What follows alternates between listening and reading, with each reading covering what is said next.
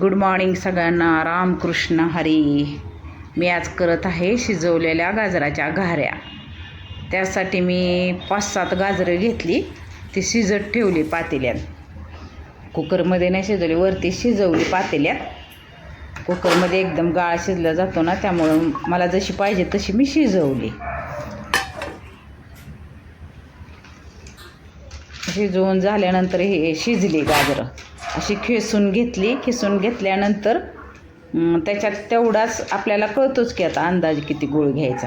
गूळ घेतला खिसून आणि त्या खिसामध्ये तो चांगला मिक्स केला. थोडा सोमट आहे, जास्त गार झालेलं नाही खिस. त्याच्यात चांगला मिक्स होतो आणि गार झाल्यानंतरच पीठ मिसळायचं. लागल तसं पीठ मी मिसळलेलं आहे त्याच्यात.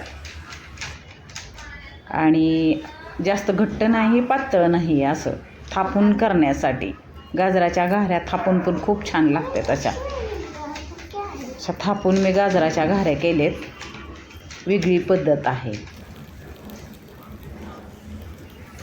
आणि निर्लेपच्या तव्यात केलेत ना घाऱ्या, त्यामुळे अजिबात चिकटत नाहीत. त्यासुद्धा साध्या तव्यातसुद्धा चिकटत नाही, खरं लोखंडाच्या. पण मी केल्या ह्या तव्यात. अशा घाऱ्या छान झाल्या असल्या तर, तुम्हाला आवडल्या असल्या तर लाईक, शेअर, सबस्क्राईब करा.